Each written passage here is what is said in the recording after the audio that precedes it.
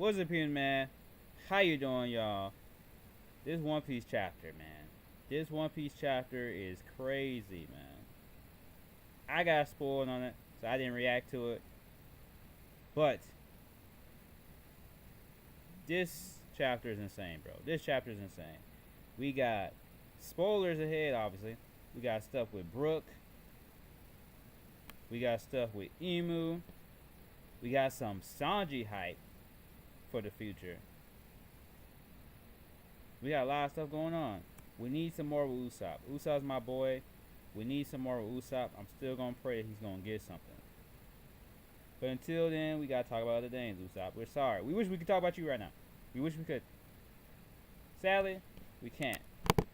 But on the good side, other Straw Hats are getting good focus. Like for example, Junko.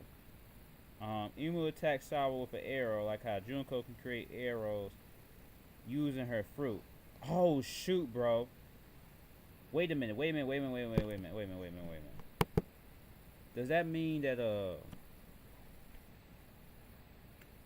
do you think Emu? Do you think Junko's like a direct vessel for Emu? Like only Junko herself, or do you think maybe Could be. because I mean I know Junko has those spiral eyes, right? Could And be. and, I mean, and, and Saturn my, seemed to have his own personality, I guess, even though it seemed to be something Emu would believe. Do you think that whenever there's a battle that Emu is always controlling them, or that it just so happened to be Junko this time? it. Okay, so Do you think that? it could be that Emu, for whatever reason, chooses or chose Gunko. Is it Gunko or Gunko? I'm gonna assume it's probably Gunko. Um, it could be that Emu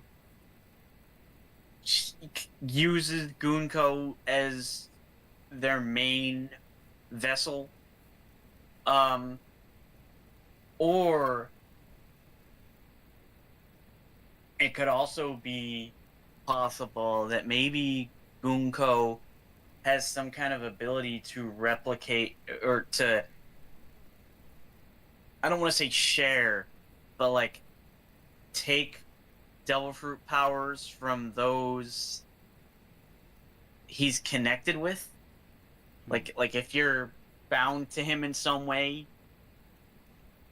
through devote.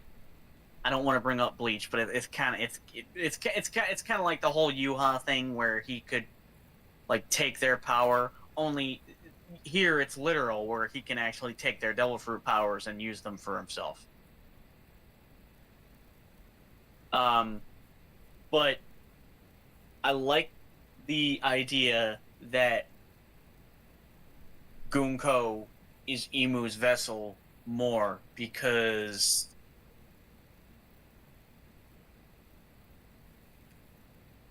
for one thing, it makes Emu more mysterious, you know, because then it's like, okay, well, why would Emu need a vessel? Does that mean that Emu doesn't have it's his own like physical form? You know, is Emu more like a wandering spirit or something, or you know, like what? Like it just makes Emu as a character that much more mysterious, and it also makes you wonder why would it be Gunko that Emu chooses as a vessel, and not one of the Gorosei. But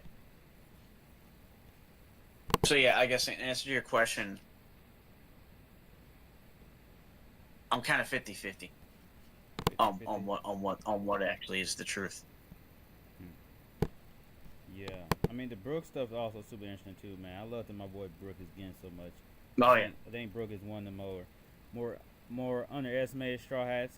And it's awesome that Brook may potentially be Junko's mom. I'm not Junko's mom. What?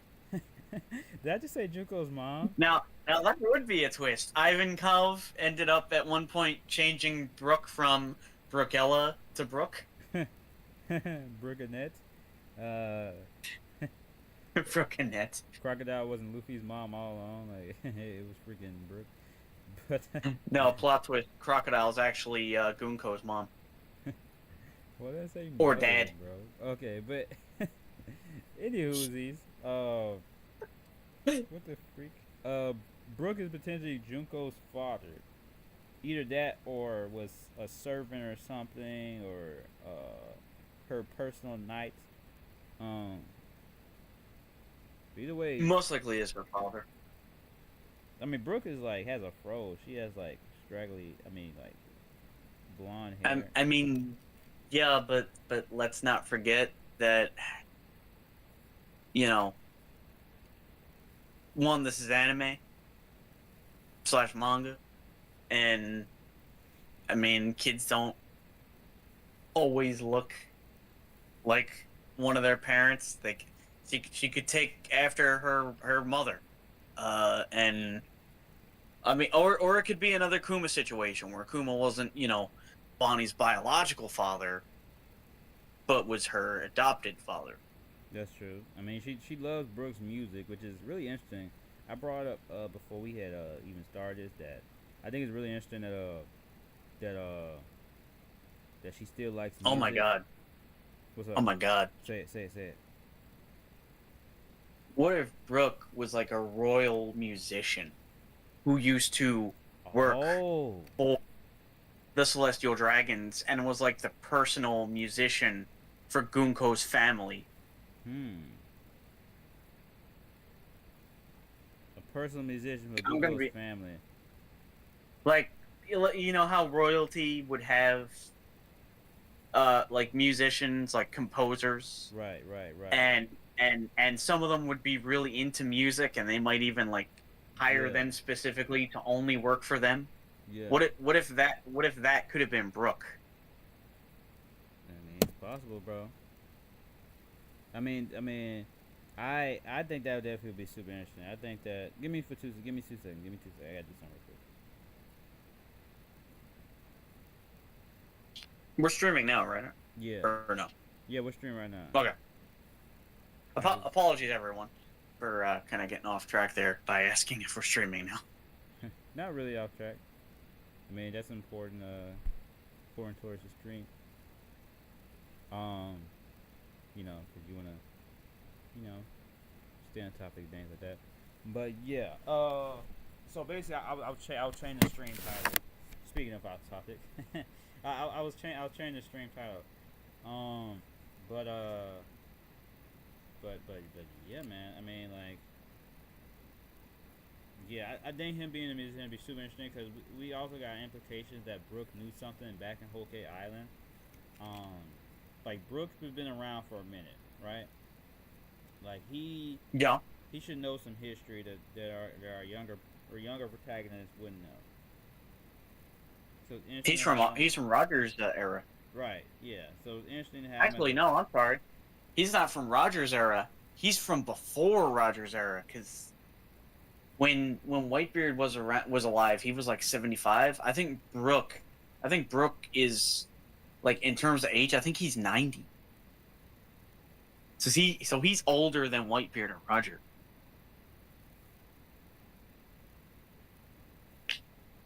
Sorry, didn't mean to cut you off. No, you didn't really cut me off.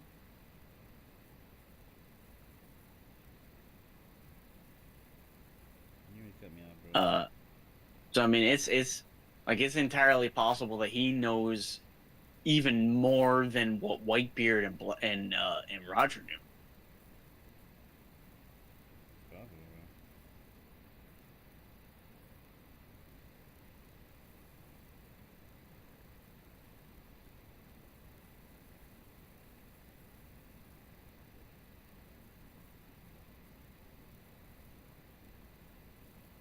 bro.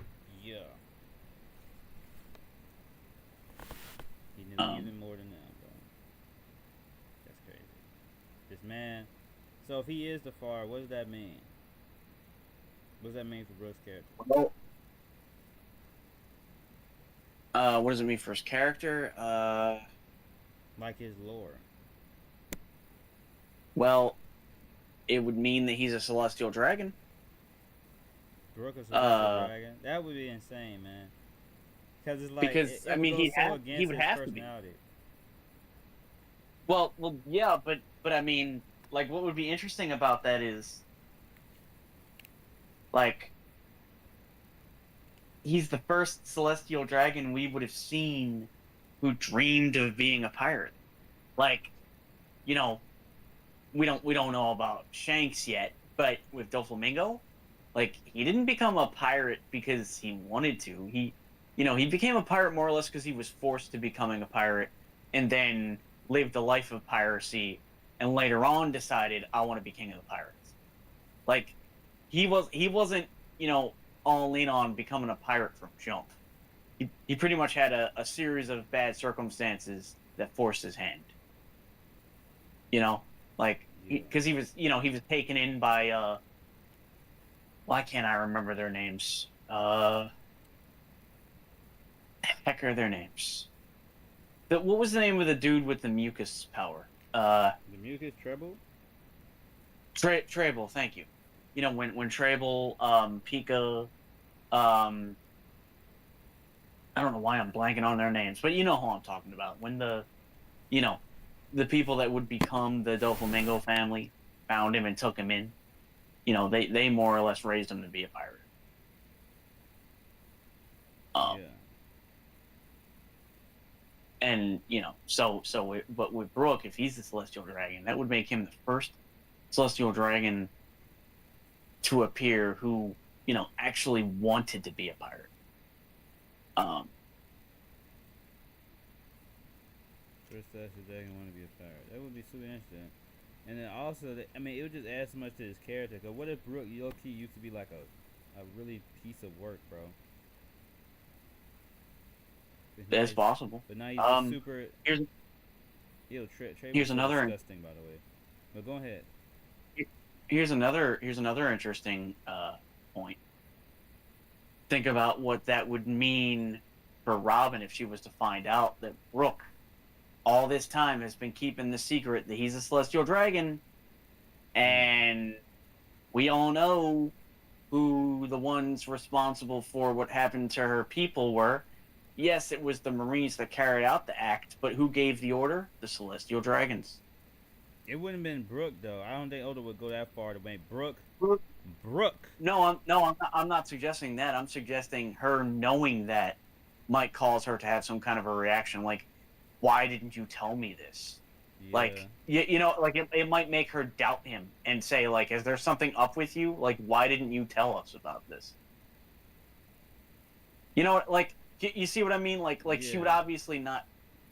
It might make her say, well, what was his reason for not sharing this if there was nothing to worry about? Like, if there was nothing shady going on. Yeah, I can see that. I mean, ultimately she'll forgive him and accept him because he's a straw hat. But that would be Absolutely. that would be interesting, like storytelling, and to see Saul's reaction would probably be even more interesting than Robin's because Saul doesn't know Brook like Robin does. Yeah, I could see him, So, like, so, in so it in can a, add, in it can a bit add of more to rage. Saul. It can add more to Saul this arc because there has to be a reason that Saul was truly brought back. I could see him in, like, a fit of rage, hearing that and, like, rushing right up to Brook, like, to hit him, and it'd be like, I was gonna say a certain word, but I'll dial it down a bit and just say, you jerk. Like, how could you do that to Rob? All this time, You dirty making her boner. think that you're making you think that you're her friend, and here you are betraying her trust. He'd be like, you dirty boner. Yeah, that would actually be pretty fitting for One Piece, because then you would get Brook, the laugh. It'd be like, but I'm all made up of bones, or Something like that, yeah. And then like after the gag, it gets serious. but yeah, and then lastly, just think of the just think of the idea for a celestial dragon to be part of the Straw Hat crew, given everything they know about the celestial dragons, their experiences with them. You know, Luffy and everyone, they're not going to judge Brook and see him in a different light.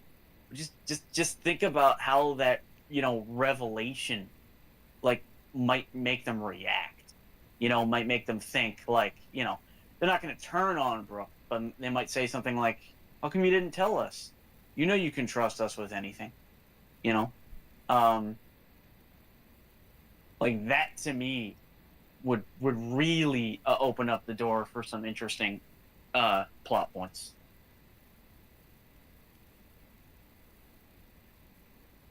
That would be super interesting. I can also see the Holy Knights trying to use that to their advantage as well. Something like that where they go down. What do you mean? Like try to make Brook turn on the Straw Hats? Yeah, like Yeah, using his daughter, and also using the fact that Saul has issues with Brooke. I mean, it's yeah, possible. that's true. Um, I just had a crazy thought. Remember how in Fishman Island, how we saw that Brook has the power to leave his body, like Yeah, he can make his soul leave his body. yeah, Well, we remember what happened at the end of this chapter with certain character seemingly taking over someone's body, right? yeah. Imu taking over Junko. Imu took over What Junko. if Oda used Brook doing that as to foreshadow him having been a previous vessel for Emu, or you know, like actually, you know what I think I'm getting a little too carried away with No, what I keep just talking, said. keep talking, keep talking. Um, like maybe that could have been used, that like that could have been, that could be Oda having foreshadowed the idea that that Brook was once a vessel for Emu, and I don't know, maybe even Brook's family were like it was their duty to serve as vessels for Emu for some reason. Like I don't know, like maybe they were forced into it. Could could you know could kind of show you that the celestial dragons, they're really not um all powerful. They are ultimately subservient to Emu, and it doesn't matter what family you're from. Yeah, Um, you know, because because we didn't really, there wasn't really any hierarchy from what we could see. Like some of us assumed that the Gorosei were just the top of the top and they were in charge of everything. And then other people, I think, believe that maybe the Gorosei actually answered to the celestial dragons. But now it's becoming more and more clear that no, that's not the case. Every celestial dragon is literally a servant of Emu. At least that's what it seems. That's what seems to be the case.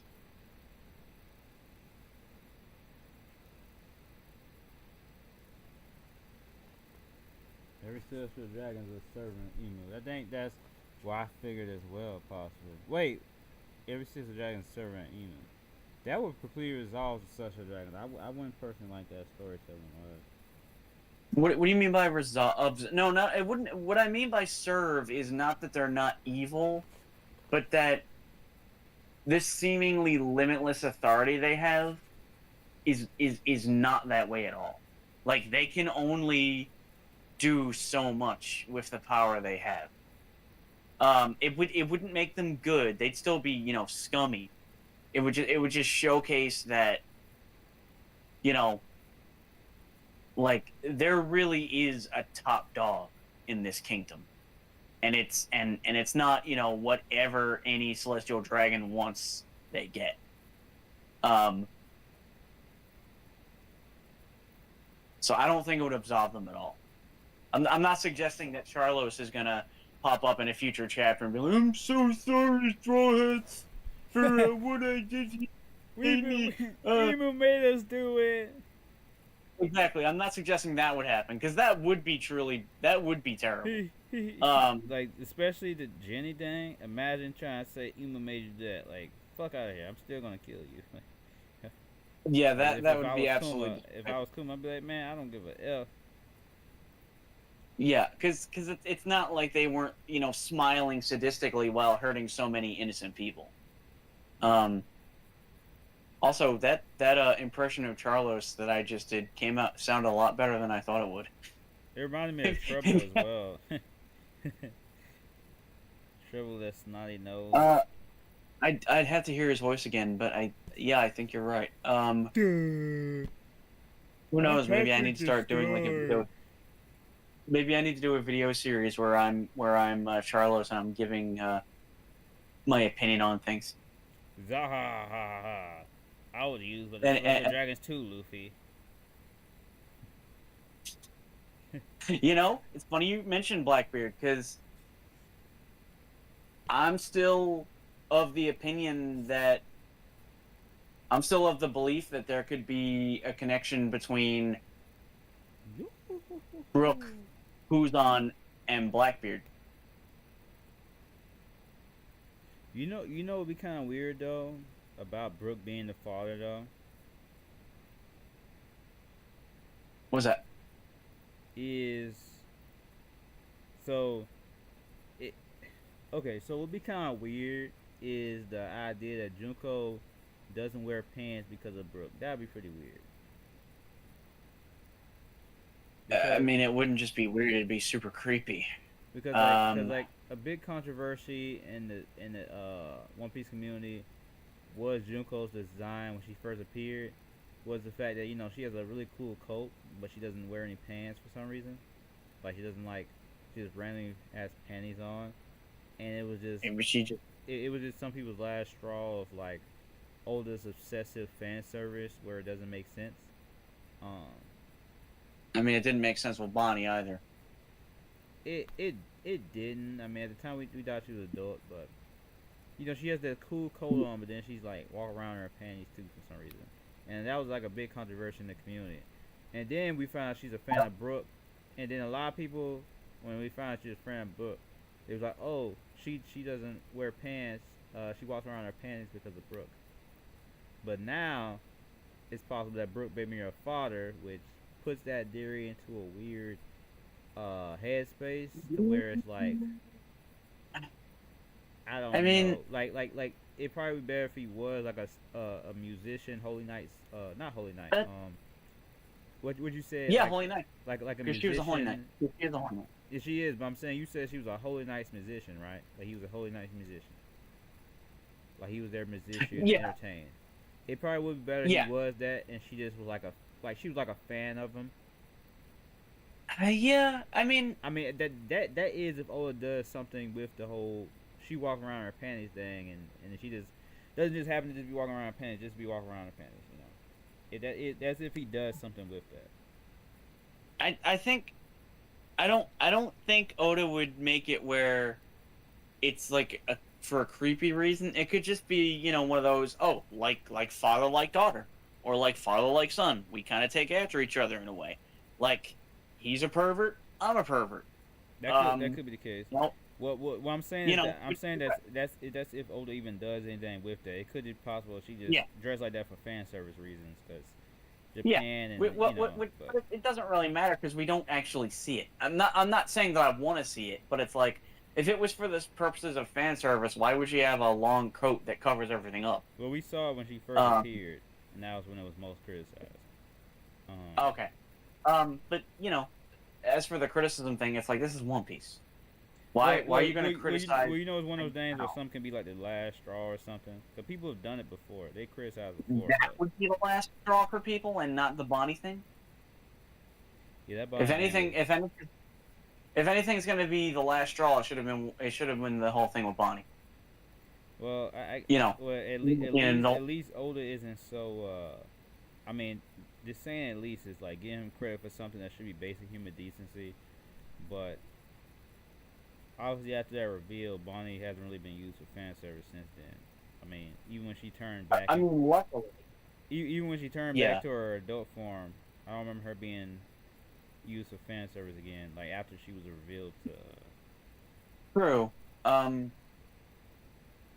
but it's like you know, I understand the criticism, but it also makes me scratch my head because it's like Well, we've seen far worse well, the thing examples about of. it too, honestly, I was a part of people criticizing it. The thing with it too, because I thought her coat looked so badass, and then just the fact that she doesn't have pants was just so stupid. I'm just like, it's kind of like how you feel about Frankie, like how you hate that Frankie doesn't wear pants.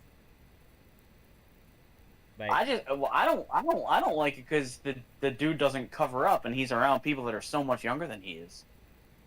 It makes him look like an adult sitting around a bunch of kids and only wearing a thong.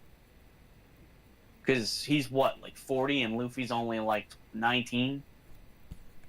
You know, it's like it kind of makes him seem like a creepy uncle. But you know, at least with Gunko, she's got that coat covering it up. yeah, yeah. However, Man, I can see the criticism man, her coat looks so for cool though, man. It sucks somebody that she's not saying, just. "Oh, great, it's just another female character who's going to be turned into like a, you know, into nothing but fan service, and you know, we're not just going to have a really cool female character that Yeah, you know that took away from her contributes cool. to this story." That's why I feel like And I she. can definitely see that criticism where somebody would be like, "Really, Oda, you had to do it with her too." Yeah, that's why I feel like when I Um, saw it for the first time, I'm like, dang it, she seems so cool, but then she just has no pants on for no reason. and yet nobody really had a problem with Boa Hancock wearing like a dress, and we know what's under the dress But Boa's whole or the thing skirt. is sex appeal though. She makes sense to be dressed a certain way. Yeah, but when you That's not a consider good her example. past, Boa is the only character that completely makes sense to be used for fan service. And by the way, but then I I I'm a pervert too, Brook. But at the same time, I'm looking at One Piece for a good story, a good adventure. I'm not looking for like the female characters never wearing pants and when it doesn't make sense and you know all that. Especially when well, they look cooler like when you see edits of Junko with pants, she looks cooler when she's wearing pants with black pants. well, bear in mind that you and I are American, not Japanese, and what you know, like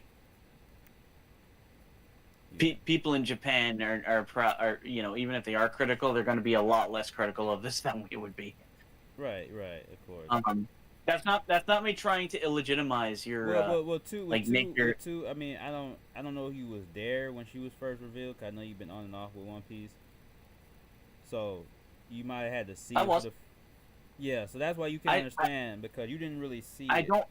You didn't really see it. You Yeah, just hearing about it. That's what it is. I don't recall if I'm not mistaken when she first appeared with Shamrock, right? Wasn't she the woman next to him? Yeah. And I don't remember her. I could swear she was wearing her coat back then too. She Um, was, but she also had her so panties in clear view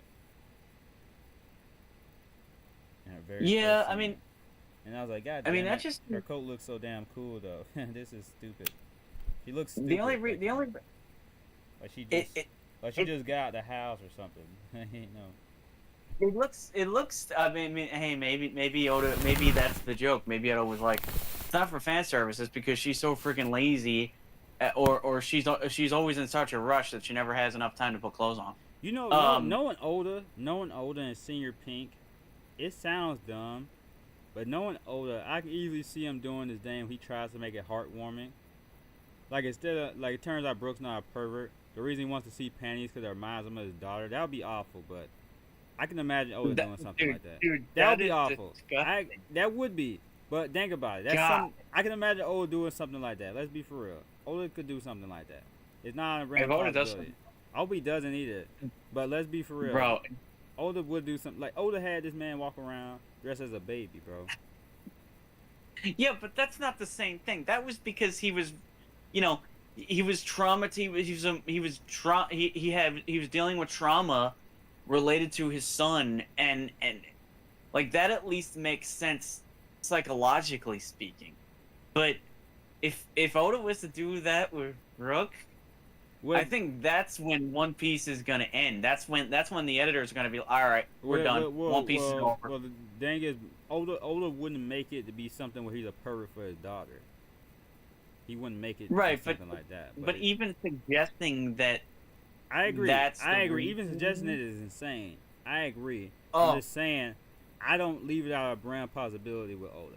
Maybe I'm underestimating Oda. Maybe I'm not giving him enough credit. But I mean, Rebecca was 15 as well, right? Doing Dressrosa. That's true. That is a very good point. I mean, he's friends with the Rooney Kenshin author. Yeah. I mean, I'm just not leaving out a random possibility. I mean, I just think with Oda, he loves to connect things, right? He loves it so much to where characters can never just be special on their own, which is another whole nother criticism. Every straw has kind of low-key the chosen one. Absolutely. You know, every straw has kind of... Well, they're going to be. They're going to be. That's why so many people thought Nami was connected to Big Mom, because everybody in the freaking story is connected to somebody. No one could just have their own legacy. But anyways. Yeah. But anyways. Yeah. I mean... I hear you. I mean, hey, as long as they're not literally... I'm gonna say this. As much as I like Gaban, I think he's awesome. As much as I like him, when he showed up and was so impressed, a part of me was like, I kind of wish Sanji was an anomaly. But at the same time, Gaban's so cool that I've accepted, you know. And well, also, I mean, he is an anomaly though, because let's remember, everything that makes Sanji great, he accomplished on his own. Like, he didn't become strong because it was father's experiments, and he didn't benefit from any of their wealth and resources. You know, he was taught by a pirate, and he stuck to the beliefs that pirate taught him. You know. Well, the thing is, my love of Sanji is, and obviously I said it before, for anybody watching, either now or in the future, my love of Sanji isn't for power scaling reasons, even though I do want him to have good fights and to do cool things. My love of Sanji is for his character. And yeah, he at the beginning he was strong because of all his training, and then he got the upgrades from German, which it made for a good characterization of him, accepting that part of him and using it to defend his friends, right? That made for good characterization with that, and him accepting Robin's help and all that. He had great characterization in WoW. That's why I love Sanji's character. So I accepted that for character reasons. The Gaban thing is like, okay, he's so obviously supposed to be Sanji's parallel in the future. I like Gaban, like I said, I like him a lot. But when he first appeared, I was like, eh. But I like Gaban because he basically just honestly, the reason I do like Gaban is not just because he's cool, but I ain't gonna lie, for agenda reasons. Because he shuts up the people who says Sanji's not gonna be this, he's not gonna be that. Nope, Sanji's gonna be him in the future. You gotta deal with it. If ever a part of Monster Tree, you gotta deal with Jimmy. He's never getting replaced by Jinbei. Not happening. Sorry. I always hated that. Whenever people would say, "Oh, Jinbei's gonna surpass him," really? Like, what proof do you have? I mean, there was never any evidence that Jinbei was gonna, replace Sanji. Because if that was the case, by that logic, shouldn't Jinbei have taken the place of Luffy? Because he's a fishman, and fishermen are supposed to be stronger than humans, and Luffy's a human, you know. Like I feel like that was just people trying to slander Sanji or try to Yeah. make him less important than he actually, less important. Yeah, Sanji's controversial, and also people just have fun slandering, which I get. But some people are sometimes people are slandering, sometimes people are serious. Some people are trolling, some people serious. Uh, for the ones who are serious, I mean, the thing is, the monster trio have always been a trio. No matter who joined the crew, Frankie, Brook, whoever, nobody is replacing the monster trio. Oda loves his monster trio. This is not Dragon Ball Z, where Tien goes from being the top 2 guy to the top 0 guy. Okay, this is One Piece. I mean, it kind of is, because it's pretty much just the Luffy, Zoro, and Sanji show, and everybody else lags behind. True, although Robin and Brook have been cooking lately. I mean, True. Robin It's has it's some. not it's not nearly it's not nearly as unfocused, and the rest of the Straw Hats do still contribute to the story. Like, they're not relegated to uh characters sitting on the sidelines and doing nothing. Yeah. What it is too, is that it is one of the things. One Piece is just so long that it can feel like the characters haven't done anything Mm. in like ever. Then if we were to able just to like imagine, right, just right now you were to start the time skip, and you were just so into it, you decided to read One Piece every day, right? It it probably wouldn't feel like it's been. I mean, it would probably feel like a while, but probably not as much as a while since certain characters have done that. One chapter comes out every week. There's so many characters, so much going on. There's breaks. Uh, and it's been a long time in years. Certain things have happened, but within the story, it hasn't even been like probably like a month since Usopp unlocked, observation Haki, for example, True. right? Um, So,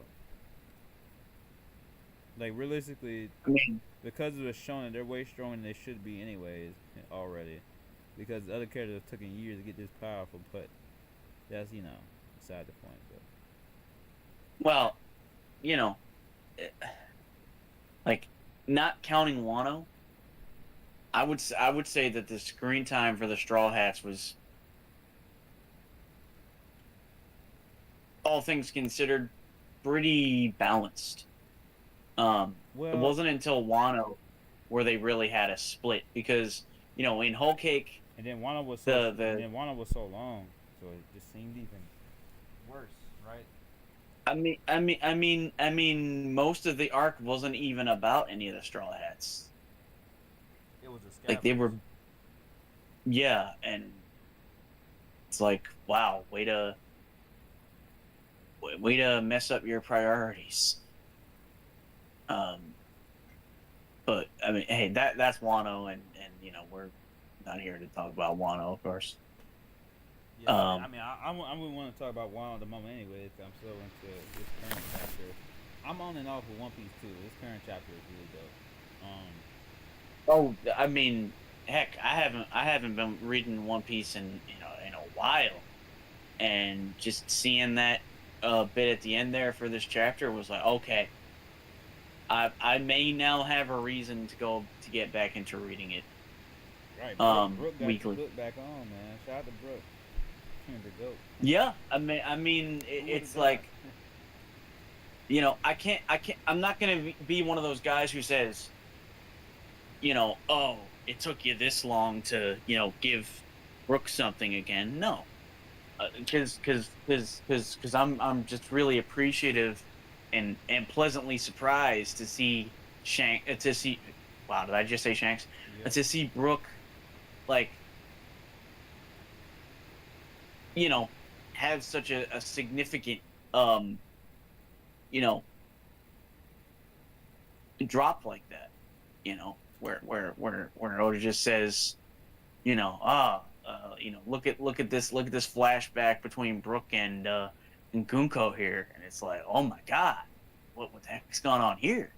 You know, um, for me, that has to be one of the best reveals in the entire series. It was pretty dope. Because it's just the reason why is because it's so completely unexpected, but it also makes so much sense. It doesn't come out of nowhere.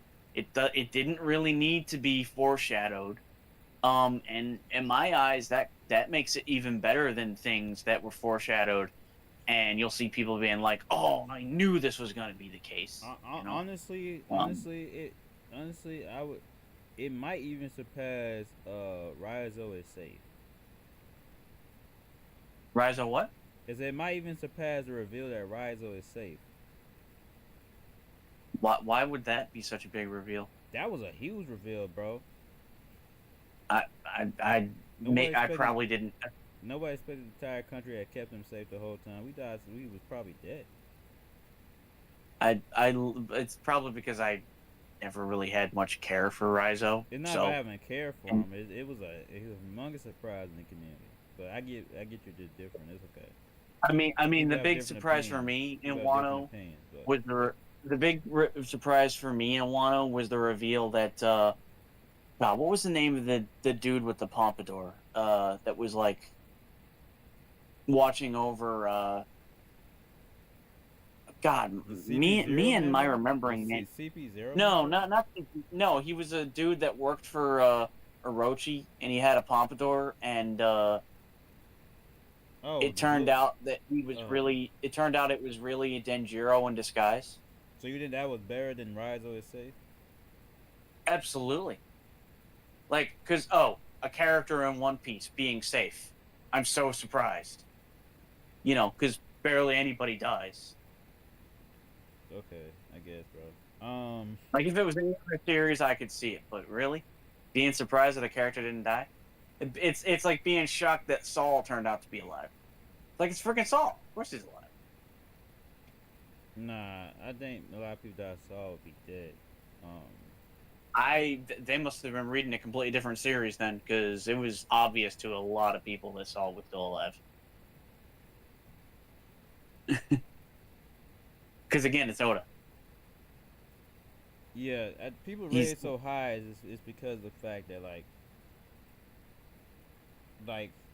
the whole nation was protecting him, and we were led to believe he wasn't even there. Like we see him get tortured and poisoned and suffering from days, bro.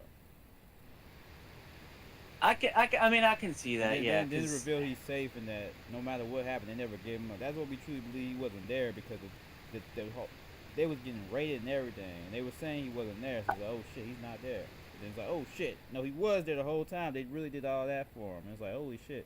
That's what the Straw Hat's reaction was like. Oh my gosh, when it was revealed, because that was insane. I don't know. Maybe it's my bias because I don't like Rizzo.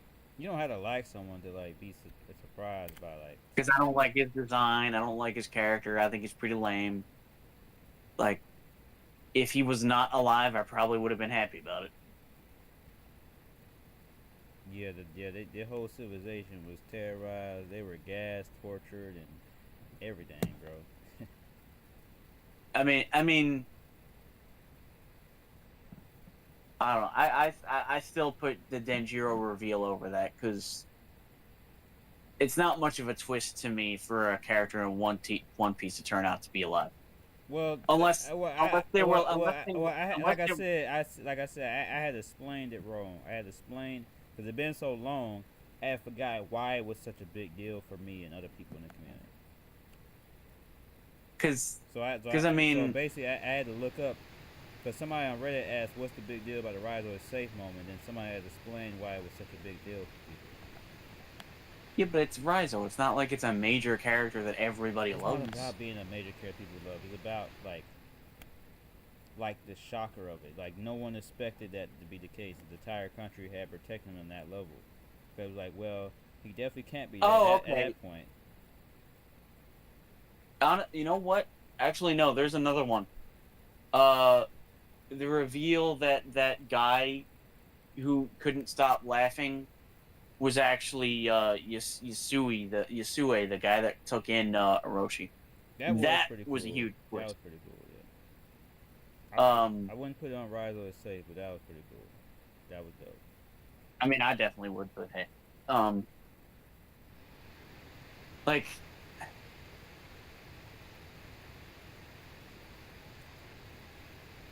You just have a different opinion. That's fine. you know, it's also I because of think the you're fact. one of the few people who I found who you're just a different opinion. I'm not saying this as a bad thing. It's just that I'm just saying you're one of the few people who I've found in the community who's like the right or safe moment was Ant. You know, so I'm just I mean, surprised. you're also talking to the same person who wasn't jumping out of his seat during the reveal that Shanks has a twin. It was pretty much just me groaning and shaking my head in disbelief. um, like I'm used to being in the minority and having a different perspective on things than Right? people. Yeah. It's not something Yeah. You surprising. weren't. You. No. Now for me, the only one that offends me, although it doesn't change my opinion, it doesn't change my opinion on you as a person. But I'm just like, dang it, bro. Is the fact you didn't feel nothing for the Mary and you just can't understand why people do. That's the only one that's kind of like, dang it, bro. I mean, it being a ship shouldn't I matter. mean, I mean, they're all fictional characters anyway, mhm. so you can feel for any other fictional thing. as as I've said to you in the past, want me to care about a ship? It needs to start talking, and it is finished. I kept meaning to ask you if you had any more hangers I could borrow. But I've run out.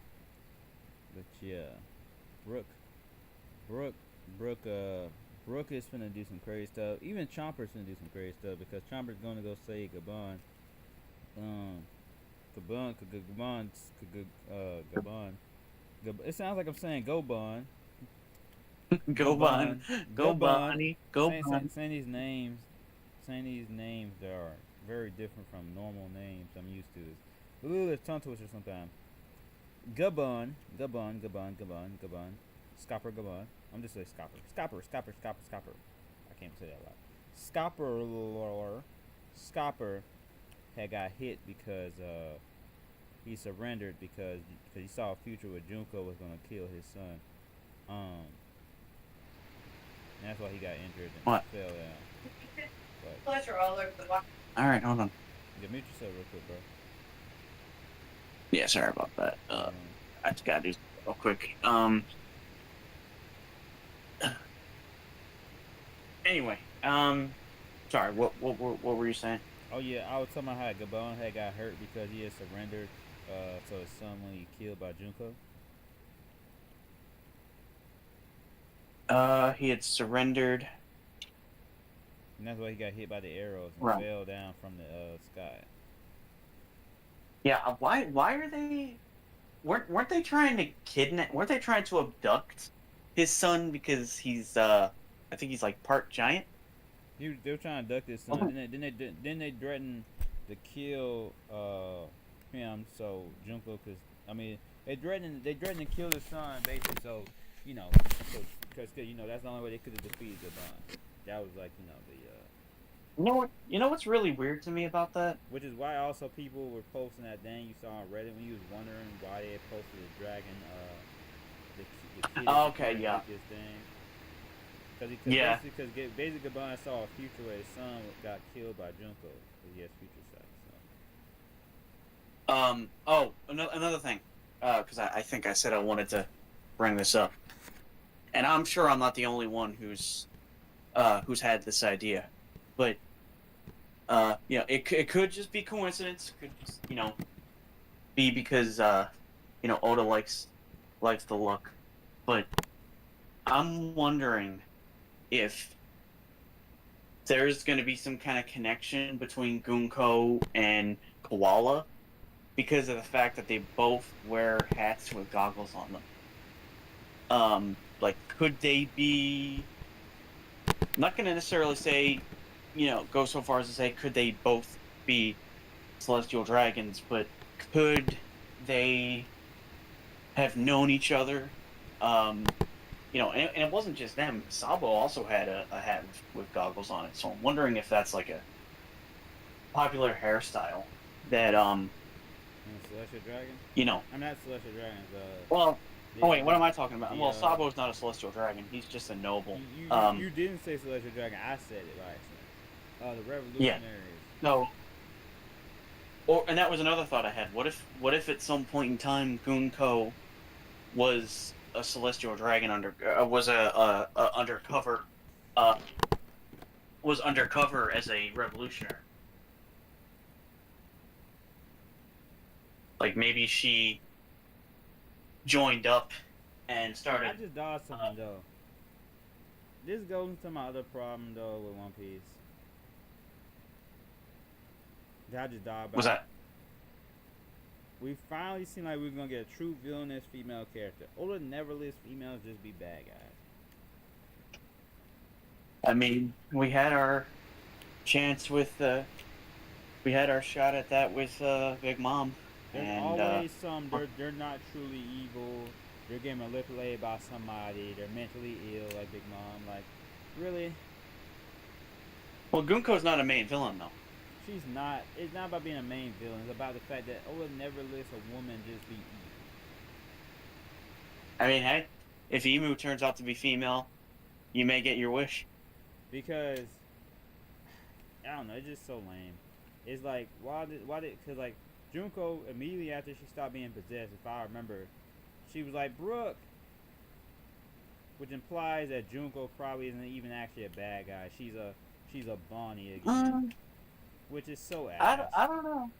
I wouldn't. I don't know if I'm sorry. Go ahead. I don't know if we should necessarily jump to conclusions because there was no indication of Gunko having been possessed this entire time. Based on what we saw in this chapter, it looks like the possession is only happening now. I hope so. I Everything. Hope so. But then again, why did she all of a sudden say Brook? Why did she all of a sudden start getting memories of Brook, though? Why would Emu, now of all times, be name dropped, and we get that visual effect of something happening to Gunko, that's related to Emu, like if you know what I mean. Like I feel like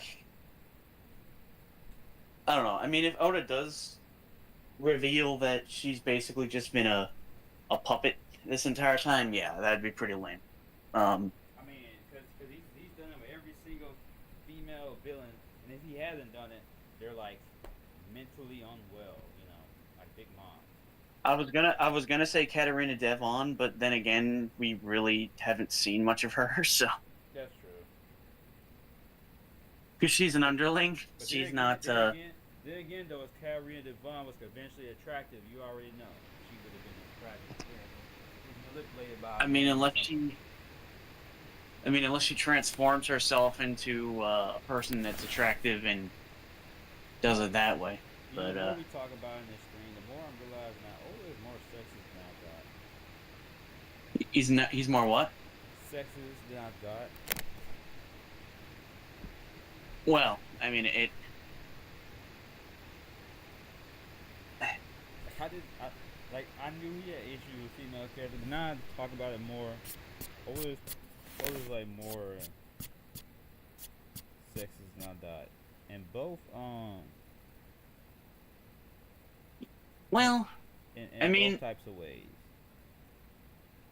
Now he doesn't hate women. You could be sexist about hating women. You could be sexist about hating women. But he definitely I don't think he's as bad as Kubo though. Wait, I don't think he's as bad as Kubo though. Kubo had a lot of female characters who were like valuable combatants at all Right, times. but Oda never had a character's behind being showing and have a male like smack it. Like. I mean, I don't know that sex. What was the specific circumstance? What was the circumstance? Like, because for the most part, every female character in Bleach is basically just eye candy. That's true, but they're And also. nothing. Wait. I would say this though. They're eye candy, but okay. So here's the thing. I think there's certain ways you do certain stuff because they're eye candy, but it's not always in your face in the sense of they're always having their vagina in your face. They're attractive. When They happen to be One attractive. Piece. Huh? Am I missing something? Because I don't remember. All I remember is just like swimsuits and. And Egghead. The You know. vagina was all in your face. I do not remember that at all. The ass cheeks was all in your face. How about that? You want to be so specific? Gotta be so specific. I don't remember that either. Ass cheeks were in your face in every single panel in Egghead. Go back and read it. I've blocked out a lot of Egghead from my mind. Yeah, but reminder of Egghead, ass cheeks were in your face in every other single goddamn panel. I'm like, damn, Oda, I love Wait a ass. I love wait ass, a Oda, minute. but goddamn, bro. Like, Oda learned to draw ass, and he just immediately became obsessed with it. Like, I Yeah, love so ass, much so. but damn. So much though that when he got up to Odin, he was like, you know what? I gotta be an equal opportunist here. I'm gonna have him do it too. The only time Oda was based. The only time Oda was but no, seriously I mean, though. you could even count Frankie because Like, he pretty much wears nothing but a speedo. with Bleach, the characters are attractive. The male characters are conventionally attractive. The female characters are conventionally attractive. You know, That's true. they're eye candy, but their ass like it's not always in your face. There's that one scene with That's true. Yoriichi in the bath, but for the most part, you know, which is fine. 1 or 2 scenes is one thing, but in Egghead, it was like everybody was in panties. It was all in your face, right? And that's a problem with female Yeah. characters. I would say that in of itself is maybe not inherently as sexist as the female character always gotta be the damsel of distress trope. Um, the female character, and it's interesting because it's weird because I don't know how sexist Oda is because he also has the whole plot line with Kuina where I'm not sure how we're supposed to view it, right? Like I don't know if we're supposed to hate Kuina's dad or not for saying that about her. I don't know we're supposed to feel bad. I know obviously we're supposed to feel bad for Kuina for feeling that way. Kuina was the girl that died when she fell down the stairs, right? Yeah. Yeah. Yeah, because for some reason I was thinking of Tashigi, and it's like, wait, why am I thinking of Tashigi when you're saying Tashigi Kuina? is whack, dude. Sweet person, but she is. Yeah, honestly, Tashigi's an example of a character that really deserves more screen time. Like I'd go so far as to say, no, I wouldn't. No, never mind. I wouldn't go so far as to say. I would say, without any problem, that I think Tashigi is a far more interesting character than Kobe. Yeah. Well, what I would say is this. I would say this. I think thinking females are sugar and spice, everything nice, and the only way they can be bad is because somebody's manipulating them is a form of sexism. So I can disagree. I think Okay, it is. yeah, I think it is. I see that point. It's looking at them as fragile flowers. They're not looking at them as like people. They're either sex objects in your face all the time in his story, or if they are, Yeah. or they don't get a lot of focus. There's someone's perving on them, even if they're freaking 16 or something. Yep, like Bonnie. Yeah, Bonnie. Jesus Christ. Bonnie. Um, And it's like it But- sucks, man. 'Cause I love One Piece, and I knew these things are issues before because with anime, we kind of gotta accept it sometimes. But it just actually streaming going, just talking about it more. I just really noticed it. Like if Junko this whole time, like you stayed, just this completely kind girl, and she was just controlled this whole time, that should be it. It would. I mean that'd be pretty bad. Now I'm not necessarily gonna go so far as to say that if we're just referring to what happens in this chapter, that this is just gonna make her into a puppet, a woman, being manipulated, because we don't know why Emu is possessing her.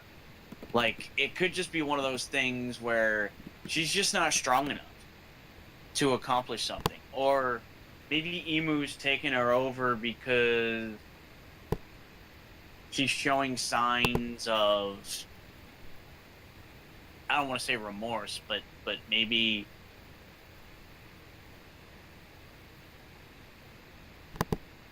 You know what? I thought I had a point, but the more I think about it,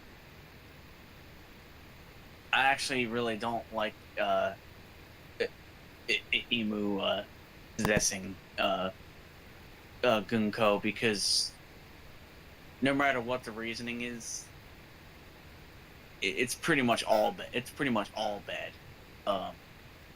Why's that? Like, honestly, if Emu had to possess somebody, you should have just left Shamrock in the arc, had Shamrock fight, maybe get defeated, and then Emu has to come in and like take him over and fight in Shamrock's body, and like, you know, make Shamrock strong. You know, or if it's about, you know, Gunko not being strong enough, why not just have Emu infuse her with greater strength? You know, Yeah. like the theory is that he does for the Gorosei. Why couldn't you just do that? Why does it have to be, I'm gonna take you over? I don't know. I guess the other dog was cool. I mean, it does look cool. It does, but And, it's and, it, and it's it, just does, and it like does have cool implications. Like, oh shoot, Emu's gonna finally show how powerful he or she is. But my whole issue with it is that we have so much already going on in Elbath that this just adds too much. It makes it feel cluttered now. It's like, oh, we have this stuff with Loki, we have this stuff with the Giants, we have this stuff with you know, Saw, which you know, on its own was, you know, which was fine. Then it's like, oh, now we got this. Now we got now we got the Holy Knights, and oh, look who's coming in now. It's Emu. It's like you already had all that stuff, and now you got to throw Emu on top of it too. It's like, what? You couldn't just save Emu for the final arc? yeah, which is interesting because he's saving Shamrock more than Emu. Because Shamrock showed up. I And mean, Shamrock showed up and then immediately dipped. Pretty much. it could be kind of crazy if, you know, and potentially a pleasant surprise if it's like, you know, everybody's waiting, expecting Emu to be like the final fight of the series, and then it turns out that, oh no, Emu's gonna get defeated, you know, much earlier than people expected, and I don't know, maybe it's, you know, surprise, surprise, here's Shamrock as the final villain. Freaking Black Zetsu shows up, kills Shamrock, and then the final villain is Kaguya. You know, when you brought up Black Zetsu just now, you just made me start thinking that Emu is basically the Black Zetsu of One Piece. I mean, maybe, man. I mean, And if that's the case, I'm gonna hate it. Because Emu brings up Mew specifically. Who is Mew? like Go back. Let's go back and look at the panel. Emu brings up Mew, like Mewtwo. he brings up Mew. Yeah, look at the panel. I'm gonna send it. What? I mean, I already sent it to you. Look at the message I sent you.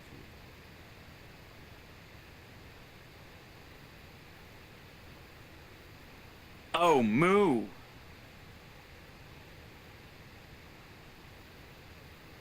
Yeah, I was surprised about that too. Why did she remove the I when saying it? Instead of Emu, why is it Moo? Must be somebody else. So what? There's an Emu, and then, oh, this is my son or daughter Moo, and then what? Is there going to be a grandchild named M or U? Wait, say that last Hey, thing you said? Last thing you said? So is there then later on? Is there just going to be like a U? It's like there's Emu, there's Moo, and there's U. Hmm. It's the Emu family. Right. Here's grandmother I. Yeah, man. Yeah, that's what it's seen to be, bro. This might sound super silly, but I almost kind of wish that Emu was pronounced as Imu. Emu, Mew, and grandmother I.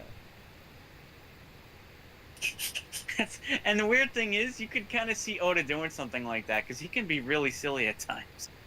Yeah. I'm actually gonna be very disappointed when it turns out that that's not the case. That he doesn't go that route. Mew, and my grandmother. Sound like it's gonna be a sitcom, bro. Yeah. The genre just changed Man, completely. could you imagine if Emu's personality turned out to be similar to the Joker? Like not literally like the Joker, but Emu's just like this, character of pure chaos. Yeah, Where it's we did talk about it before. I don't think we streamed it, but me and you just talked about it. We stated that what if Emu was like a dark, childish, to like kind of contrast against Luffy. We suggested that before to each other. I actually don't remember that, but you know what? That would be amazing. Yeah, we did. Because actually, even better, what if Emu is a child? A moral child, I guess. Actually, I guess that wouldn't make sense because Emu is way too tall to be a kid. Okay, so let me read the chapter. Let me read this chapter part. Oh God, you know what I just thought of? I don't know if you ever saw the series called Monster Rancher, but the villain in that was called the Evil Moo, and I think it was MU. The final villain's a cow. Dude, low key, if Emu's true form was like a milk cow, I might actually have to applaud that. The cow's on. Because I think I don't like not all the time, but conceptually speaking, a villain that doesn't look intimidating but is intimidating can sometimes be better.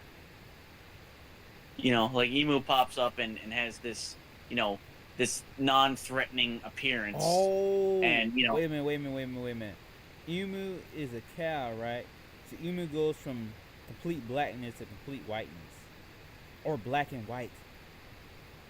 Oh yeah. When Emu uses the cow no me. Type I was gonna make a chocolate milk joke. Type BC. It's not ancient. It's not mythical. It's not even ancient. It's BC. Type BC. BC. Yeah, before Christ. That's what I thought you were saying. It's like, no, BC before Cal. But man, that would actually be pretty freaking sick. And then Emu says, and then Emu, who's not Moo, says, "I'm gonna milk this world for what it's worth." I'm just imagining Luffy gets ready to fight Emu. Emu's like, now I'm going to have to use my full power. Transforms into a cow with like a bell around its neck, and Luffy's like, and everybody who's reading it's like, wait, you gotta be kidding me. Really, Oda? A freaking milk cow? And then next chapter freaking it's like the hype. Next chapter, the freaking milk cow does something super badass, beats the hell out of Luffy, and then we're all like, never mind then. Oh, what if Moo, Emu, who's not Moo, turns the seas into milk, like the seas around the world to milk. Oh, yo. Ooh. Okay, I think you might have said something that ended up being unintentionally epic. Because that would be amazing.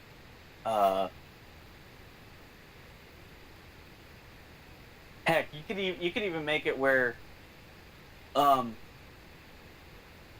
it's kind of like a mythical zone version of Smoothie's fruit, where Emu, while in zone form, can like remove a person's sweat and convert it into, or maybe not sweat, maybe like remove an aspect of their emotions and then turn that emotion into a flavor of milk. and then by drinking that flavor of milk, gain some kind of like ability from it. Hmm. Interesting.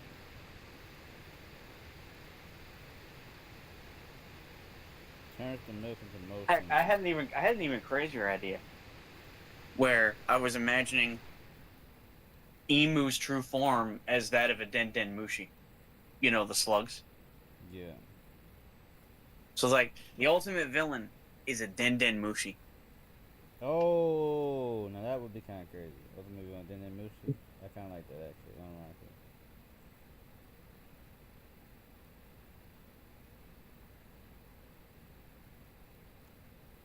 Um,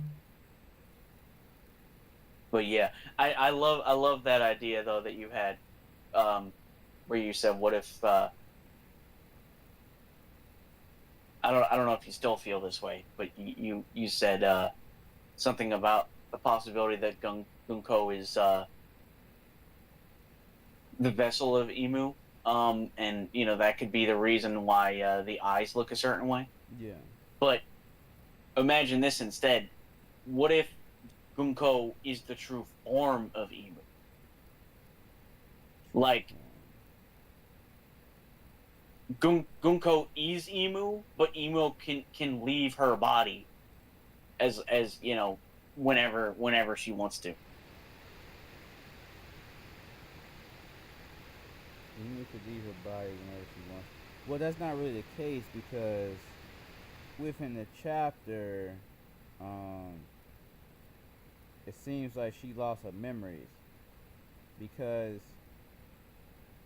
she says "Daddy." Like after the kid saying "Daddy," it's almost like a switch, and it says "Father," and then we see her say, "What is this memory?" Yo ho ho ho ho, huh? Huff, huff. You know, You see, my dream is to be a pirate. that's making me wonder if at least some of the Holy Knights could have been like abducted and then were given the status of celestial dragons Mm. as Holy Knights. Like, what if Brook's daughter was, you know, like disappeared and Brook never knew where she went. It turns out that what actually happened was Gunko was like, you know, basically abducted from her home by Emu or maybe somebody that Emu had sent to take her and then like removed all of her memories of her former life and but you know certain aspects of her memory remained like her loving of Brook's music and other things but she never actually remembered like why she had those memories It's very possible, so actually. it ends up being revealed that you know I mean, like maybe this is going to sound crazy but what if it was revealed that there's another reason why Brooke wants to find Laboon besides wanting to reunite with her friend. He also wants to find Laboon because Laboon, having been a whale that traveled like all over the world, might know the whereabouts of his missing daughter. hmm. Oh wow, dude, that would be crazy. Oh, the Because baboon. if I'm not mistaken, I think it was hinted at that you can be granted the status of a celestial dragon. I forget where it was stated exactly, but I could swear that Shamrock said that to someone. He might have even said it to Blackbeard. Hmm. But I don't remember Shamrock said it. I know York was trying to become a celestial dragon now. Yeah, which at least implies that that you know it you don't just have to be born a celestial dragon. I think the elders or Emu could, you know, give you that celestial status if you do something for them.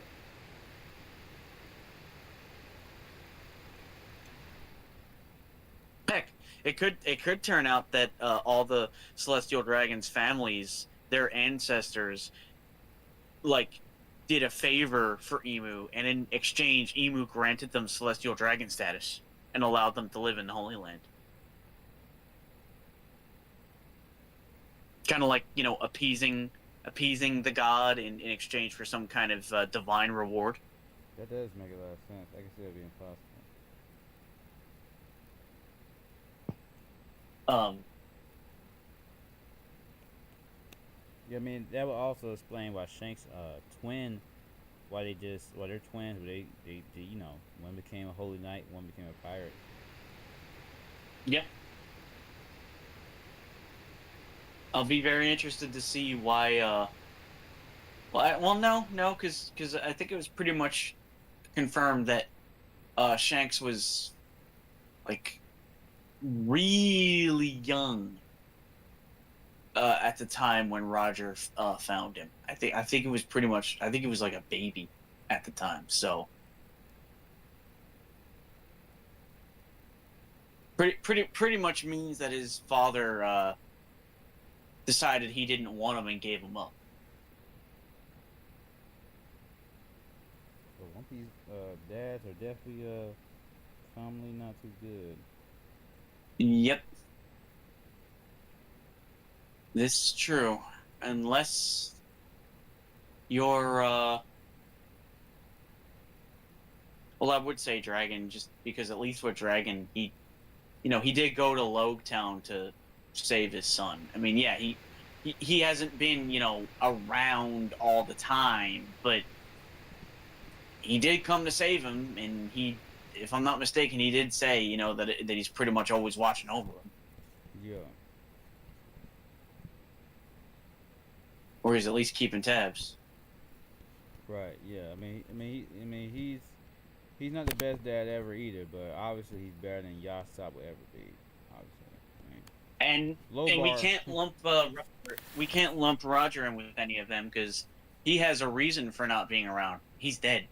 Right, of course, man. That'd be stupid to Although naming your son after your sword is pretty bizarre.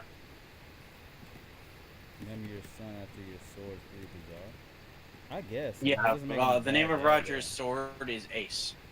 though. Well, I mean that sword got him through a lot of Yeah, battles. so That for sword, whatever reason he named. him and that Huh? sword been through a lot together. So I wouldn't say that's Yeah, but it's like, why the heck would you name your kid after your weapon? I mean, that's kind of a cool thing. Be like, hey, my dad named me after his fucking weapon, bro. I'm awesome. I'm a badass. Okay, well, let me ask you this: How would you have felt if your parents named you after their car? It depends on what the car name is, I guess. Although that being said, I did go to school with a girl who was named after, I assume was named after a car because her name was Miata, and that's the type of car. Also Miata? Mercedes. Yep. Miata. Also Mercedes. Miata does sound like an actual name, though. It probably is an actual name. Like I said, it's just like Mercedes. Mercedes is a real name, but I feel like most people would associate Mercedes with the car. True. Um, Dick. but Dick used to be a normal name. what? I said Dick used to be a normal name. It's more so a nickname for Rich. Rich Dick. I mean, hey, it's possible. Uh, The rich Dick is possible. trying to think. Wasn't there something else?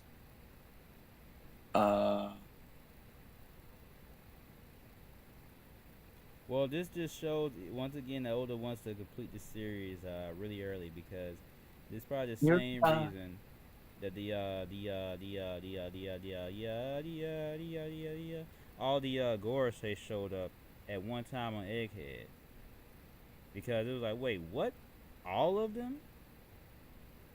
So it was like, you know what? yeah, and then only I'm ready in this too. I love One Piece, but we gotta we gotta keep this story rolling. I'm in my 50s. I mean, I want to retire. I want to that's retire. pretty. I want to retire my Nami cosplay wife. You know what I'm saying? So yeah. So I'm gonna have Emu show up and possess Gunko, and my people gonna eat this up. I mean, I mean, I mean, and seriously, I don't think it's a bad thing. I think it's kind of hype. It just it, we just we got it, we got to see where it goes. I hope it doesn't mess with it, Gunko and she's another female character who doesn't have any agency. But yeah, it's like, yeah. call me woke You know, if you want. Whatever. something else I'd meant to bring up. Because you mentioned something about the eyes. You know, I assume you're talking about how Emu has like red eyes. Um, Well, we that don't know if look they're red or like not, do another. we? Right, but from what I've seen in the anime and in the manga, they look similar to another character's eyes. Uh, and this chapter now has me wondering if, and just to be clear, I'm not saying that I want this to happen, but now it's now got me wondering if Emu could have a connection to Mihawk. Oh, I've seen people say that as a joke, but you know what? At this possession thing, well, no, Mihawk isn't possessed. Well, I don't know what would be Mihawk's connection even with God diverse. Okay, this is gonna sound insane, but let's say that at one point in time, for whatever reason, Emu needed a vessel for to fight, or maybe needed a warrior to fight for him, and controlled Mihawk into fighting for him, and then that's how Mihawk got his title. He I was mean, under someone's control, using his strength for nefarious purposes, and Mihawk got his title against his will. hmm. Not saying that Emu made him stronger. All I'm saying is, you know, maybe Emu was like, oh, here's a strong warrior that, you know, that I can use to my benefit. I think I'll have him kill my enemies. Hmm. And maybe the red eyes could just be like a permanent sign, showing that you've been, uh, you know, under the influence of Emu at one point in time. That sounds like that'd be very interesting. I mean, thing is with that is hmm. Notice I made it perfectly clear that I didn't mean that Emu gave Mihawk any strength. Right, Just right, yeah. Just control made him do, Mihawk at a certain yeah, time. like okay, That could be possible. That would be interesting. That'd be interesting for sure. it could even be have been like a punishment. Like, for whatever reason, Emu had some serious problems with Mihawk, and was like, you know what I'm gonna do? I'm gonna control Mihawk to wipe out an entire city. And, you know, Mihawk's not gonna know what he's doing while he's under this trance, and then afterwards I'm gonna leave him there in a city where everybody's been killed. He's the one that did it, and he's gonna have to live with the shame of that. Damn, that's fucked up. How much he had to hate him? I don't know, How much she had to hate him? My bad. Emu's Luffy's mom. But yeah, like yeah, like that's crazy. I mean, what would Mihawk have it, had to do to the Emu of all people to hurt Emu to that extent? I don't know. Maybe it was something as simple as Emu really uh, wanted Mihawk to work for her or him, and, you know, tried to get Mihawk to join, and was like, "I'll make you a celestial dragon, and, you know, give you all the riches you could possibly ever need, and let you live in the Holy Land and come and go as you please if you do this for me." And, you know, Mihawk was like, "Nope, I'm not going to do it." And so Emu was like, "Not You going to know, take no you know, for an answer." you know. I don't know. I can't see that being a part of Mihawk's character doing that. But to go off on that idea, I can see that being something as to where Shamrock that may be related to Shamrock, where Why would that be related? Why would that really relate to the Shamrock? Sh- Shamrock's a scumbag. do we know that? I mean, do we know Shamrock was born a scumbag? It doesn't matter. Shamrock is clearly meant to be evil.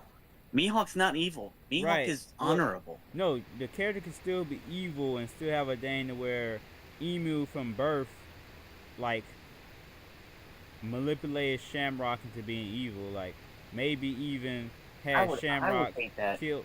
Maybe have Shamrock even take out a whole city or town or island, whatever, of people, and and also it could have been promised that Shamrock can build himself up to be a celestial dragon, so he can have an easier life instead of being Emu's personal subject to toy with. I don't like that because I know you don't like Shamrock, you know but it isn't just because I don't like Shamrock. It's because if he's gonna be a jerk, let him remain a jerk. Don't try to make him feel sympathetic. Like, I mean, Oda loves to do his evil female characters, so it can never just be evil. yeah, but here's the thing you forgot to mention. Okay, so if that ends up being the case, then why the heck is Garling his father a celestial dragon? Was he in on a deal too? Is Garling a good person who was manipulated No, into doing look, deviant things? Garling, haven't we seen Garling do more stuff on screen than bad stuff on screen than Charlotte Shamrock? Well, why would Emu need to manipulate the son of the leader of the Holy Knights? Who knows, man? Anything can happen. I'm sorry, but like to me, the Mihawk thing makes a lot more sense and is way more interesting as a twist.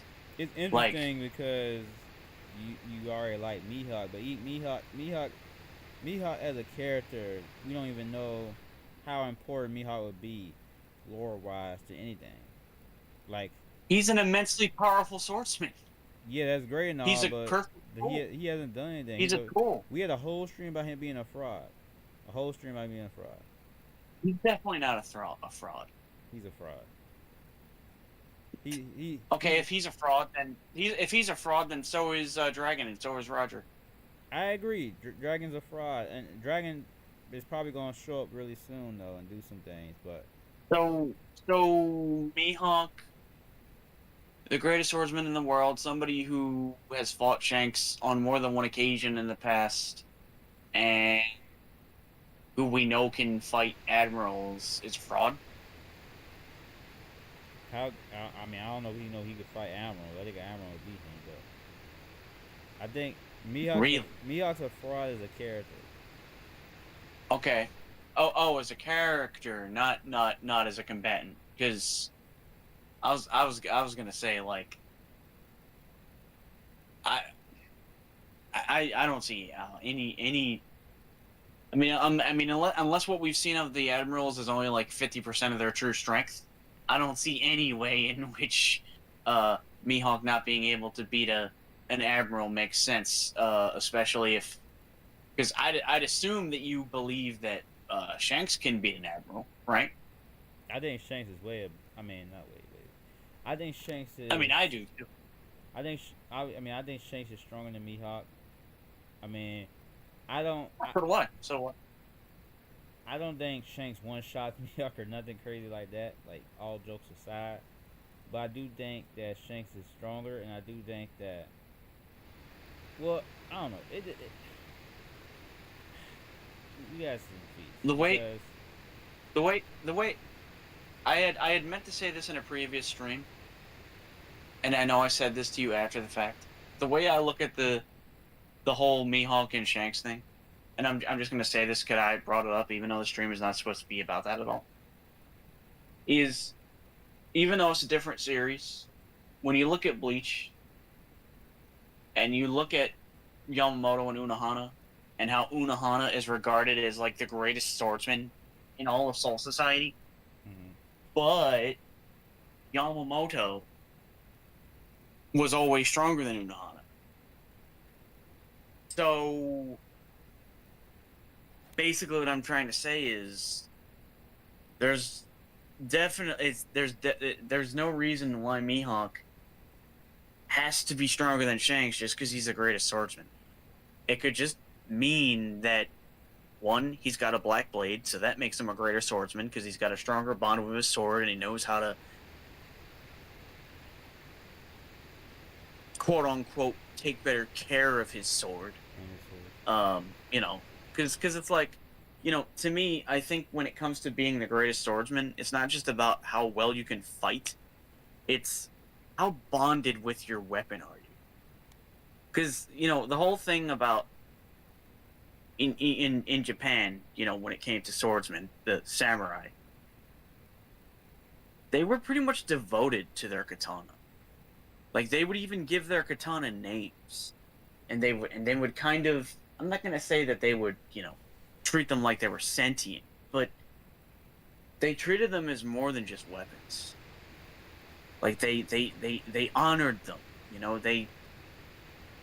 They treated them like valued treasures.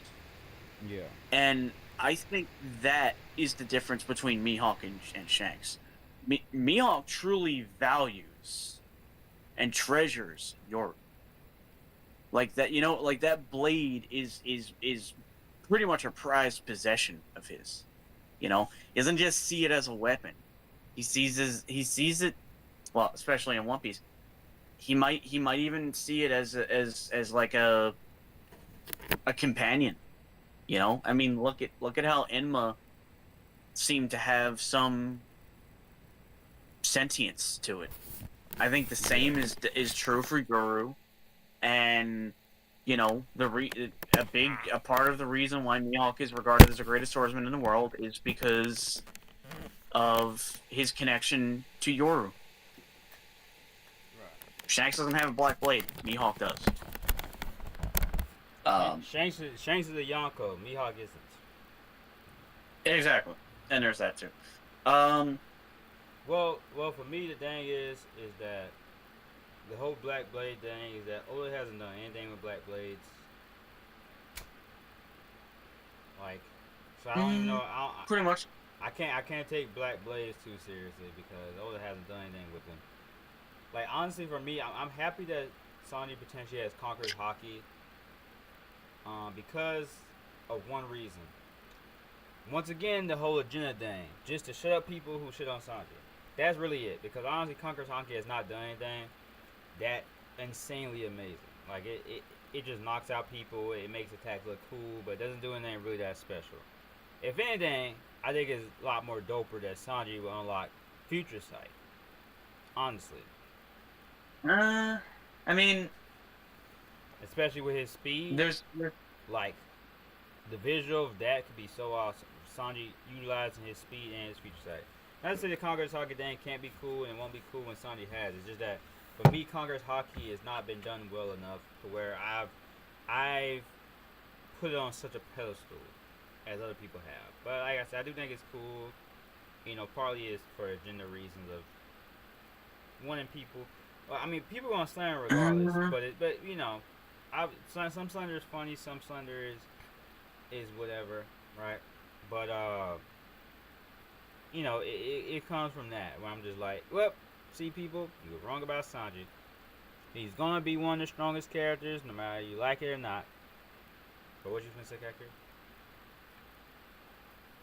I mean, I can't really agree with what you said about Conquerors, because to say that whole exchange between Luffy and Kaido using pretty much just Conquerors and not seeing that is just absolutely mind blowing. Like, and Galaxy Impact and what that could do, and how far away his fist was from the buildings that pretty much got obliterated by it. It's like, but what about that? I don't know. What about that? Couldn't that just been another application of Armament Haki? No. I mean, it could have been, but obviously Oda chose not to have it be that way. Now, one application that I think, even though it's not flat up and stated, but it's more or less implied that this is the case, is the fact that Shanks used Conqueror's Haki to deactivate someone's Devil Fruit when he used it on Green Bull. Like, nobody's gonna tell me that guy got scared and deactivated his fruit. Like, that just makes no sense to me. Like, I'll be pretty right back. calm. I'll be right back. Keep talking if you can. Keep talking.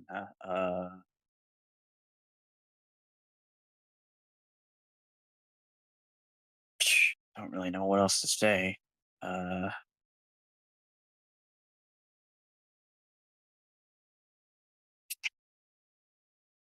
Just wait till he gets back. Keep talking about One Piece. I'm drawing a blank. I'm not really sure what else to say.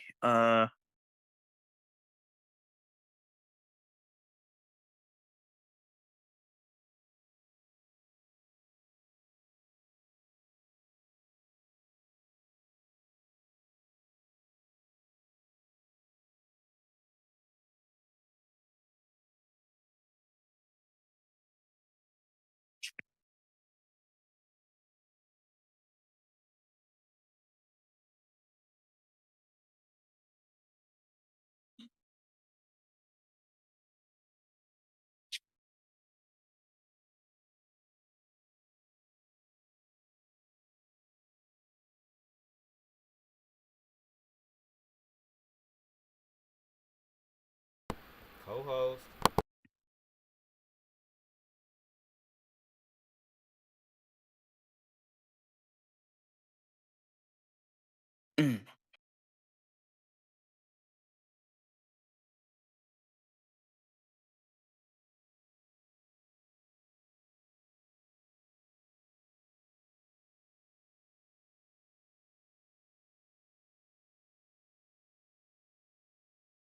Just imagine it was your stream and talking about One Piece. uh,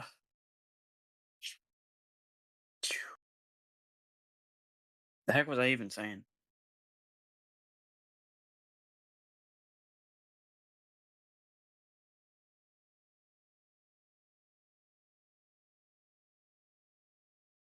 You were discussing Conqueror's Haki. Right. So, let me close my door because there's some background noise that's.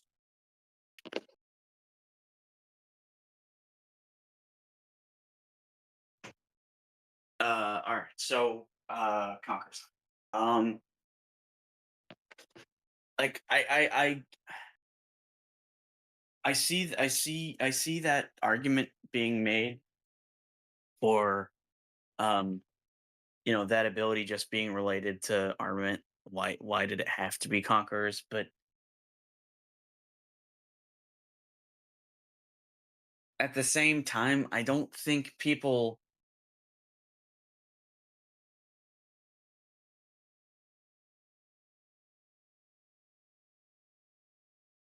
like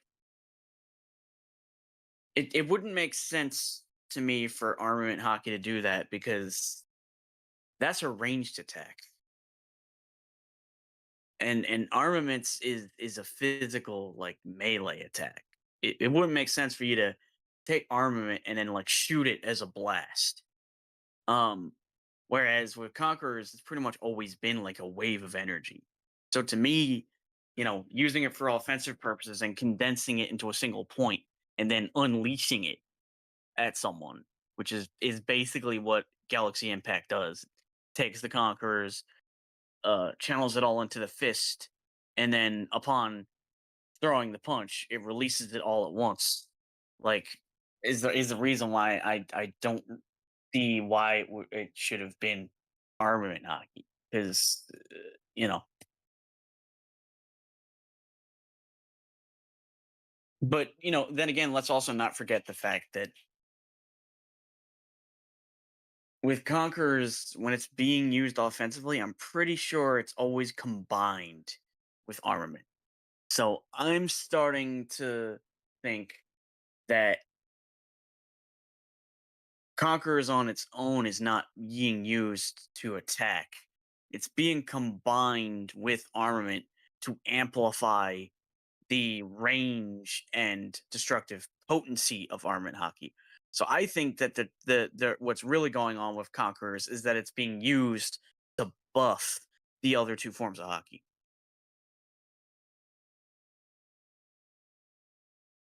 I could be wrong, but I mean, it kind of would make sense. I mean, it's called Conquerors hockey, and I think it's possible that what's going on is that when you use it offensively, you're really just focusing it inward on yourself. You're taking that and you're kind of conquering your own limits. You're using it to bring out greater strength within yourself. And so when we see moves like Galaxy Impact, what's actually going on is you're using conquerors to maybe you know remove limiters isn't the way to put it, but you're using it to Yeah. drastically increase the strength that armament hockey would have otherwise had. Um, Yeah. Well. The thing is for me is that it's like yeah, it looks cool. Like you got points. It looks cool, and I'm back and stuff because I had to take care of some business that I had completely forgot about. Hopefully, it it's something happens. that doesn't affect something that I didn't do on time. But yeah, I had to take care of something. But yeah. So for me, the thing is, well, the reason why I say I don't view Conquerors on my high pedestal is because I see it as just making your attack stronger, which could have been a variant of Armament Hockey. I feel like Conquerors should do something different.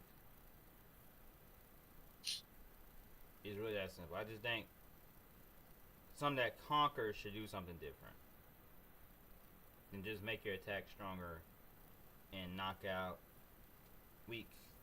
People are a million times weaker than you, anyways. I think Would something that's you? called conquerors should do something uniquer. I don't know what it could have done, but it's just my personal feelings on that. So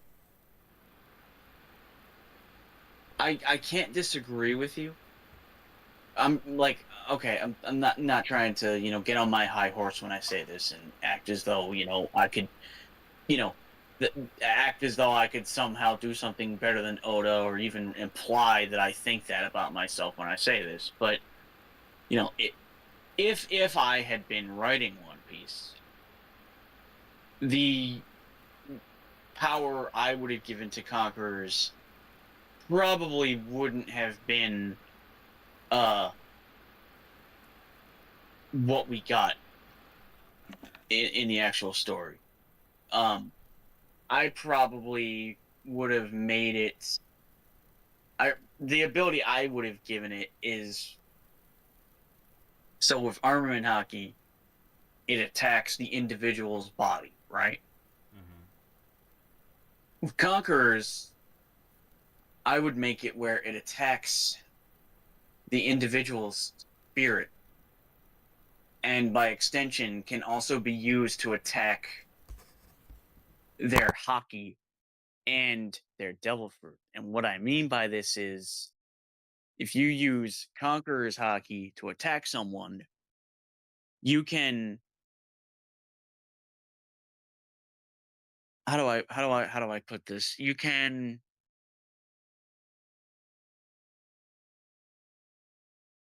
let's say you could use it to affect somebody's focus, impacting their use of observation hockey. Like you use it offensively, you hit them maybe with an attack that's infused with conquerors, and the effect that applying conquerors has on them is that the conquerors kind of, like okay, let's say you attack them, you hit them with a punch, or you cut them. The armament hockey does physical damage to them, and the conquerors hockey attacks their spirit, which maybe causes them to, even for a brief period of time, break their concentration and make it so that they fall out of using future sight. Like, just for like a split second, maybe. And then, you know, you could maybe even use the same ability to attack somebody's devil fruit. You hit them and it kind of makes it so that a Logia user can't go intangible for maybe a few seconds. Like that's probably what I would have done. And I feel like what we're seeing now with this most recent chapter kind of implies that that is what Conqueror's Haki really does when it's being used offensively. Is that it can um I don't want to say it can negate something, but it can weaken your opponent's spirit, like their essence. So it attacks them on a spiritual level. Or maybe you're attacking their will. Maybe you're hitting their will. You're damaging their will. Yeah. I agree Um, that will thing being a great way to use it because it is I don't know. because it is the kingly ambition. I do agree with the will being a great way to use it because it is like kingly ambition. Yeah, and it would also cement in the fact that, if I'm not mistaken, Rayleigh said it's the most powerful form of Haki. Well, Conquerors being used to attack a person's will and even like damage their Haki control would kind of prove that to be true. It's like, okay, you can't hurt the person physically, but you can hurt them spiritually. I'm not suggesting that you would like hit somebody with it and then, oh, I can't use observation anymore. No, it'd be more like, for like a certain period of time. Like, you hit them once, they lose their focus. Suddenly, they're unable to use future sight, and they need to refocus. Um, that's what I'm suggesting. That way, it's really powerful, but it's not broken. It's not like I hit you with a Conqueror's based move, and now you can't use future sight for like 10 minutes. Nothing ridiculous like that. Um,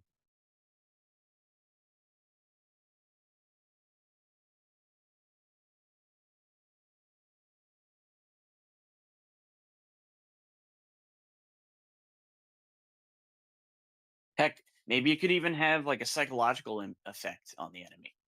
Like, you hit them, they take physical damage as a result of the armament Haki, but the conquerors being applied to attacks their psyche.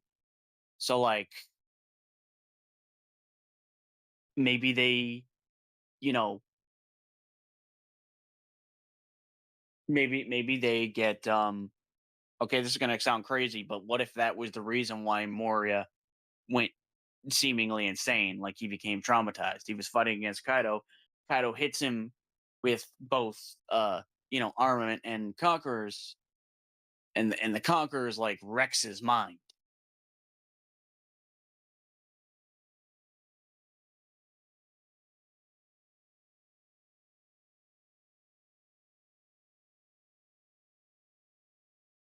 And depending on the individual, it's possible that if you hit them enough times and their will is not strong enough, that your conquerors could pretty much shatter their will, making it so that an individual in that position would not be able to use Haki unless they strengthen their will, basically healed their will. That would be super interesting. Um,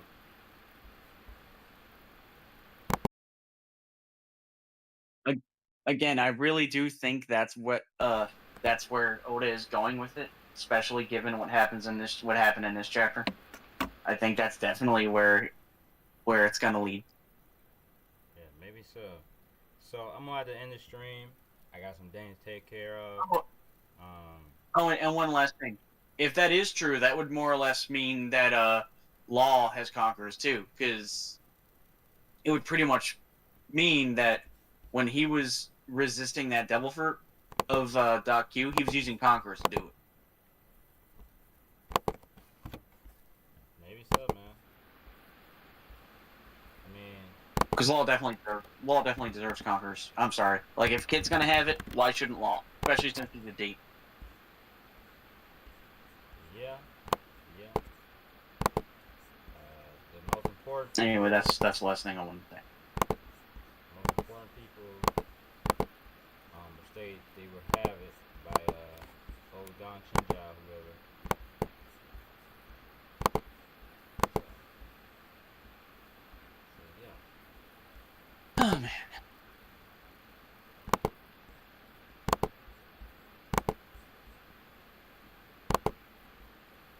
So yeah, peace, light, subscribe. Stay tuned for next one. Peace.